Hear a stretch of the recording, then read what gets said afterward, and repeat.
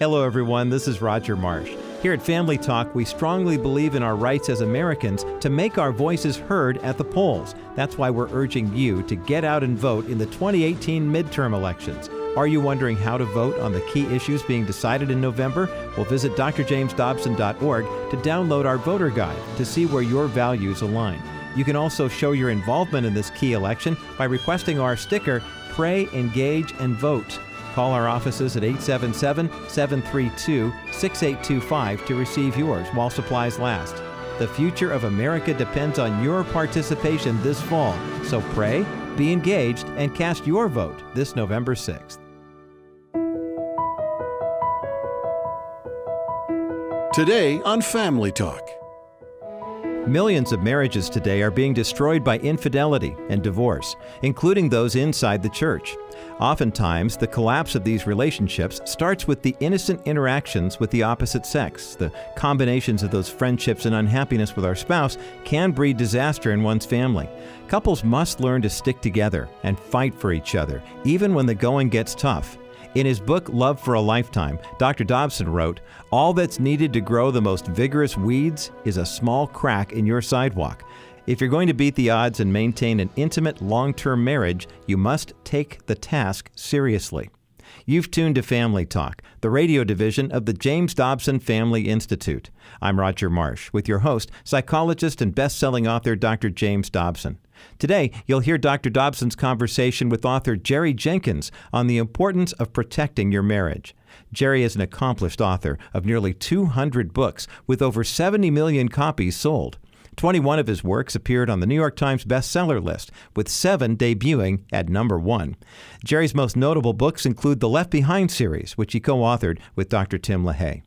Jerry previously served as the Vice President of Publishing and Board Chairman for the Moody Bible Institute. And in just a few moments, Jerry will explain what it means to place hedges around your marriage. He and Dr. Dobson will also identify the various temptations that men and women struggle with. It's a convicting and needed broadcast that I hope you will appreciate.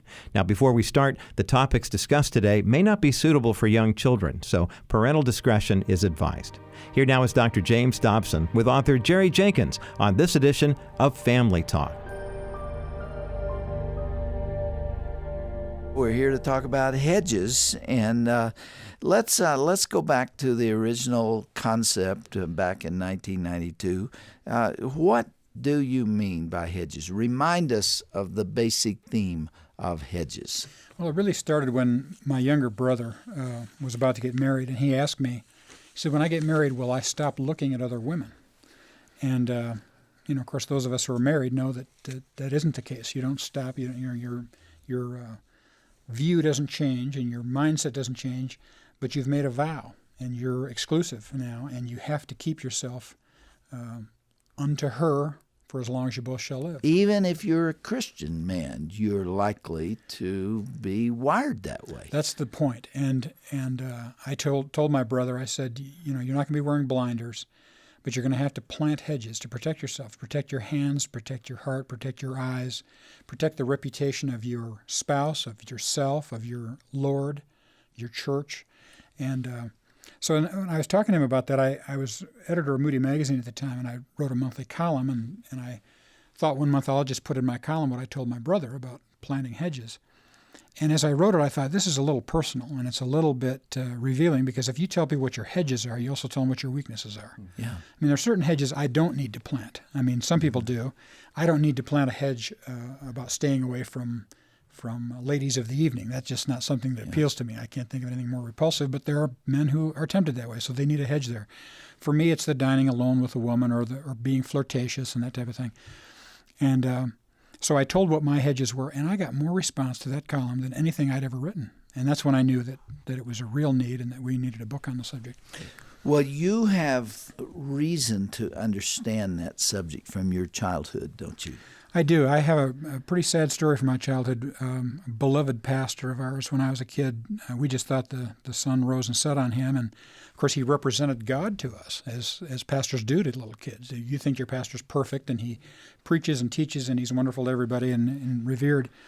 And I was about 12 years old when his marriage was broken by adultery and split the church, and he had to leave and took up with another woman. And, I mean, it's been more than 40 years, and it's still painful. Still a painful memory. It's one of the saddest phenomenon in human experience, because it ripples not only through the marriage and usually destroys it, but through family members and through friends and through a church and a neighborhood. It has a certain power to it that other kinds of sin, which God also hates, doesn't have quite the same consequences that this one does. It really does permeate. And one of the things that I've learned is that adultery causes chaos. So many times you hear people say, well, we're going to get divorced because we've fallen out of love, and the kids are going to be okay because they're resilient. Kids get over it. You talk to any adult who was a child of divorce, and they'll tell you they still wish their parents could get back together. I mean, it's a sad thing, and it affects their entire life. It affects especially in the area of trust, ever trusting anybody anymore. I mean, imagine me, revering my pastor so much as a young person. If my pastor could fall, who couldn't fall? Yeah. Well, let's talk about some of those circumstances where you need a hedge, and offer some advice to people, because like you say, it varies from person to person. But let's put it in a business sense. Where should the hedges be for a man who goes off to work? What I find is that it's important for me to not meet with or travel with or dine with alone with a woman who's not related to me. And I'm not saying that if I did, there'd be all manner of inappropriate activity. Part of this is for appearances as well. You take care of how it looks, you take care of how it is. If I don't want it to look bad for me or for the woman or for my spouse to hear that I was alone with somebody or somebody to suspect something, I'm also taking care of what could happen. Because if you're not alone, so many men think that it's fine, their secretary, they take them out to lunch every day, or they let them take them to the airport or whatever. There are just certain little intimacies that crop up. You get friendlier, you get more close to each other, and it might take a long time. You don't intend to commit adultery, you don't intend to have an affair or anything like that, but it grows over the time. And then if you have trouble at home, all of a sudden you think, who's the person that smiles at you and thinks you're the greatest and talks to you and knows about you so much, and it's the person you've spent alone time with. I mean, there are times when you're going to have conversations, even if you're not dining or traveling or meeting with them alone, just in and out of the office, you talk about personal things. It's so easy to make your spouse the butt of a joke or the point of a complaint. If she'd only do this or didn't do that, it's not fair. And to me, a lot of this book is She's not there to defend herself. Exactly, and a lot of it's the golden rule. If you just think about, is this what I want my spouse to be doing when I'm not around or saying when I'm not around? That'll change your activity immediately. You mentioned a minute ago about having dinner together, for example, which is an intimate activity. Right. Eating together does draw you together. It's why we do it. Most dates involve taking your spouse out to eat, or before you're married, the same thing. But even if you're totally innocent in it, and you have no designs and nothing's going on inside of you, you don't know what's happening in the other person. You don't know what you're doing to the woman that you're with. That's a major issue, and another hedge of mine is that I'm careful about touching. We do a lot of embracing today, and I think a lot of that is healthy, more so than when I was a kid. You hardly ever saw people, even in church, embracing each other. There were handshakes and maybe squeeze a shoulder. Well, my dad didn't hug me a lot. Yeah. He told me he loved me, but didn't hug me. Sure. Men didn't hug men. That's in right. those days. And nowadays, everybody's hugging everybody and hugging everybody else's wife and everything. And for me, that's a hedge that I plant. If a woman is not related to me, if I hug somebody, it's only in front of other people. And I keep in mind the thing you just talked about. You don't know what's going on in her mind. Maybe she has a bad marriage. Maybe you're simply embracing somebody to show them the love of Christ, and they're starved for touch. And you don't want to cause problems for them either. So there are all kinds of reasons to avoid things like that. What do you say, Jerry, to the people who say to you, boy, you talk about an overreaction. We live in this culture. You'd have me coward of the women I'm around, the women in the office. I don't act like I'm scared of them. Yeah. What's your answer to that? I get a lot of that. In fact, from a lot of old women friends. They came home and say, I don't know what to do, shake your hand or look the other way or what, And I don't overreact the way, although, especially this one about not meeting or dining or traveling. When I go to speak, when you're a public person, somebody says, well, we're going to have so-and-so pick you up at the airport. If they tell me it's a woman, I tell them, I have a policy that if a woman picks me up, have somebody come with her or send a man. And there's sometimes a long silence on the other end of the phone, and it's like, what's your problem? It's a 10-minute ride to the hotel, and they're not going to jump you. And I have to say, over the years, it can be embarrassing, and you feel defensive, and you have to explain yourself.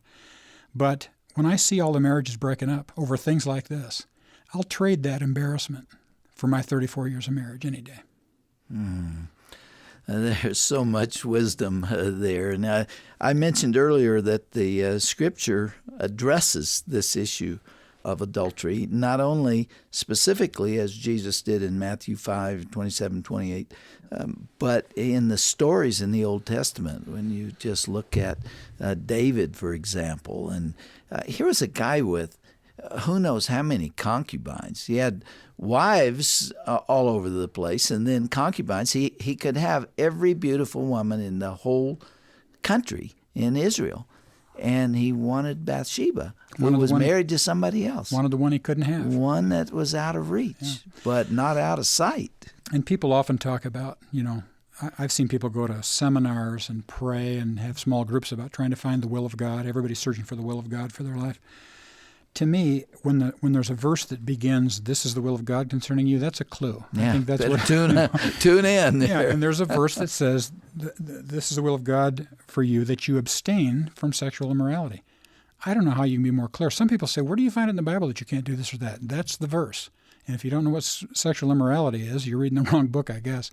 But it's quite clear what God wants for us, and He has our best interest in mind. Huh. I'm talking to mostly to men of all ages, but I find that at least half my mail comes from women who are reading this over their husband's shoulders or reading it and wanting to give it to him. And what they say in their letters is that they are learning more about males and how they think, and it's really been helpful for them. And yes, women need hedges too. I'm careful not to try to write for women, especially in this area, because they do think differently and they act differently. And my father told me, you will begin to understand women when you realize that you'll never understand women. And, I enjoy that part of marriage too. I don't want to understand everything. I find my wife fascinating and new and fresh every day, and that's wonderful. But I think a woman needs to write on this subject as well. Do you find that people in the church, people who consider themselves to be very committed Christians, are more blasé about this behavior than in times past? I find people on both ends of the spectrum now. There's hardly anybody in the middle anymore. But a lot of people think, you're overreacting, and we're grown adults, and it's a new day, and we can be friendlier and more intimate and that type of thing. But it's a sad day too, because I think people are finding that if you don't plant these hedges, you can have trouble. Jerry, I understand why you didn't want to address that in this book, but it's just as needed, Sure. in my opinion, because women don't tend to lust physically Right. as much as men, but they lust emotionally. And a woman will enter into a romantic kind of relationship with a guy that's just as compelling and just as dangerous. In fact, I can't quote the statistics, but I believe I can document the fact that more women divorce men than men divorce women. And oftentimes it is because of an emotional lust. It is shared affection, and it is very seductive, just as the physical aspects. A man sees a woman. Jesus addressed men as you did, Jerry, in this book, in Matthew 5:28. He that looketh on the body of a woman to lust after her hath committed adultery with her in his heart already. Why did he make that exclusive to men? Because men are the ones that that look upon the body of a woman, that look upon the opposite sex. But a woman can get in trouble in her own way, and somebody does need to write that book, I think. And the saddest part about that whole issue is that so often when men fall and commit adultery, when they repent and want to come back and plead, for forgiveness and reconciliation, they often say, this other person didn't mean anything to me. It was just a sexual encounter. Yeah. And I don't think that justifies anything. I think Scripture is clear, and you're really in trouble when you do that. But men can understand that they can have that kind of relationship, and it probably didn't mean anything to them. That's the worst part about it. They did something so intimate and something that broke their most trusted relationship, and it didn't even mean anything to them. Yeah. It's and that is not true of women. Right, and it's not what the woman wants to hear either. Right. You talk in this book about the little foxes of marriage. What are they? Well, it's a similar analogy to, big doors turn on small hinges.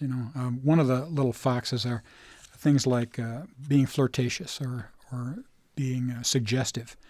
I like to be funny, and there's nothing funnier or easier in humor than the double entendre.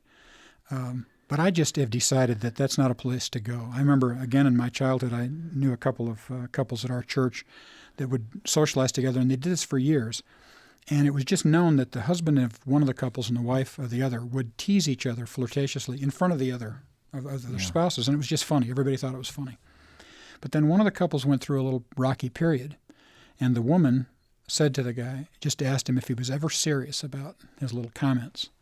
Well, he liked the sound of that, and they got more flirtatious, broke up both marriages, got married, and of course that marriage didn't last. Now we got 3 marriages broken, and you talk about chaos, kids on every side. And it all started with what people thought was innocent flirting. And flirting is fun, and flirting gives you a sexual rush. And my motto is, I'll flirt with my wife and you flirt with yours. And as I say, my hedges won't necessarily be someone else's hedges. Somebody might need 20 hedges. Somebody might need 2. I think I had 6 or 7 the first time. I probably got 8 or 9 now with all the new things that are coming. But, among the positives, I tell people one great hedge for your marriage is to tell your love story. For one thing, it's always 2 stories because men and women come at it differently. But remember when you were putting your best foot forward, when you were trying to be the best you could be, what was it that excited you about your spouse when you first met, and what made you want to marry them?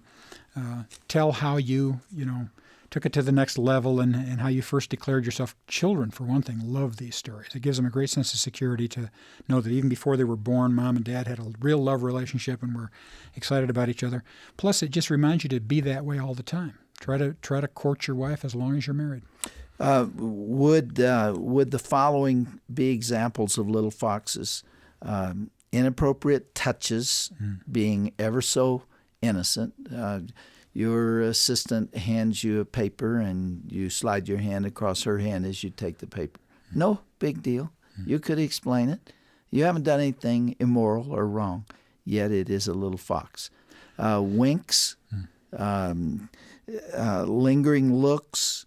You mentioned lunches and dinners. Those are dangerous times because there is an atmosphere of intimacy there. Even though you haven't done anything wrong, you could explain it to your spouse, but you've crossed a line or you're moving in that direction. Yeah, even how you compliment a person. I mean, we like to say nice things to people, but to tell someone that a certain article of clothing looks nice or that they look nice today is one thing, but to say, you look great, just how the inflection is. So you'd make a distinction there. I make a distinction. You wouldn't mind saying something to somebody, I really like this. Is that dress new? Yeah. That would not, for you, be an inappropriate comment. Right. I might talk about how a color looks or how something looks on somebody, but I'm careful about not making it too personal. And, when I first came up with that one, I thought I may be, really drawing too fine a line here. But when women read the book, they often talk about that very thing. They say they can tell the difference in just an inflection or just a word. Same way as with an embrace. And that reminds me of a time when we went out to dinner with a Christian leader, and I didn't see anything unusual about his behavior. And we got home that night, and Shirley said, that man is hungry. And I said, what do you mean? And she says, I don't know how to explain it, but he is very vulnerable. I could tell by the way he related to me. And there wasn't anything overt, or I would have picked it up, but she knew it. And indeed, that man got into an affair with somebody else not long after that. Women are very, very sensitive to that. You have to be very careful what you are conveying to the opposite sex when you might not mean anything significant, but she's listening and watching. And she's wired that way, right? It really makes you believe in women's intuition. Oh, absolutely. And we men can really be ignorant about these things. I really do count on my wife's intuition especially about men. Somebody that might be impressive to me or persuasive to me, she is a little suspicious of, and for various reasons. And whether it's something she picks up in their look or just their body language or how they speak, it could be anything, but I think it's a worthy thing for a man to listen to his wife. Same way as with an embrace. If somebody embraces them, it might just be a half a second or a second too long. Now, you don't have to use a stopwatch and that type of thing, but men know. You know whether you're embracing somebody for their benefit or yours, and you need to think about that. And that's what Jesus was talking about. That's right. When you have crossed that line in your mind, if you never get around to doing it, you've committed adultery. And I find some theologians and pastors take that to mean to even have noticed the attraction is sin. I don't believe it. I believe lust occurs when it's wedded to the will, when the intent or the determination to do wrong. I agree with you on that because I do think we're wired that way. I mean, if you don't notice, you got to be blind. Some people use that as justification. Well, God created that, so I'm going to stare at it and worship it. That's going too far. But we're made to be attracted to the female form, and that's when you need to decide where you're going to plant your head. If you don't have that reaction, you're a man in a great deal of trouble. That's right. That's a whole different program. But that's very different than a willingness to sin. That's right. Jerry, there's so much more in this book, and we're going to devote another program to it. So why don't we meet again here next time? And thank you for being our guest today. Thank you. And thank you for writing this book. It'll save marriages.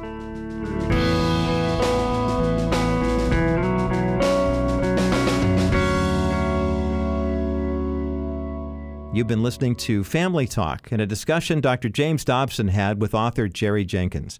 I'm Roger Marsh, and I pray that you were motivated to more actively defend your marriage based on what you heard today. You can learn more about Jerry's ministry and his many popular books when you visit our broadcast page at drjamesdobson.org. There you'll also find a link to Dr. Dobson's book, Love for a Lifetime. This timeless work shares insightful wisdom to make your relationship last for an entire lifetime. Find all that and more on today's broadcast page at drjamesdobson.org. You can also explore all of our marriage and family material by visiting the resources page at drjamesdobson.org as well. Once you're there, you'll also be able to scroll through all of Dr. Dobson's books, popular broadcasts, and teaching DVDs. Now, if you can't find what you're looking for online, be sure to call 877-732-6825, and one of our customer service representatives will be happy to help. Family Talk exists to support and encourage you, your family, and your marriage. So take advantage of our resources page when you visit drjamesdobson.org. Thanks so much for listening today. Join us again tomorrow to hear part 2 of Dr. James Dobson's conversation with author Jerry Jenkins right here on Family Talk. I'm Roger Marsh. Have a great day. This has been a presentation of the Dr. James Dobson Family Institute. Hi, Dr. Tim Clinton for Dr. James Dobson's Family Talk. Hey, right now, grab your cell phone, go to your app store, and click on the Dr. James Dobson Family Talk app. Download it right now, and you can start listening anywhere at any time. 24/7, 365.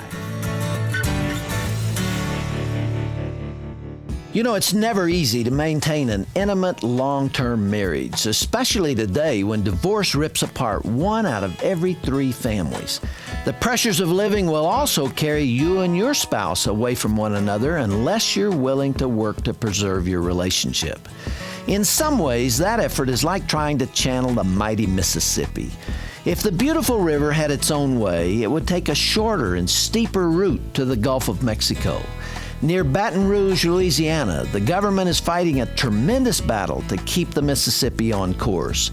Billions of dollars and thousands of man-hours are being invested in the effort to tame the river. If that campaign fails, life in the entire region will change. Farms will disappear and homes will float downstream.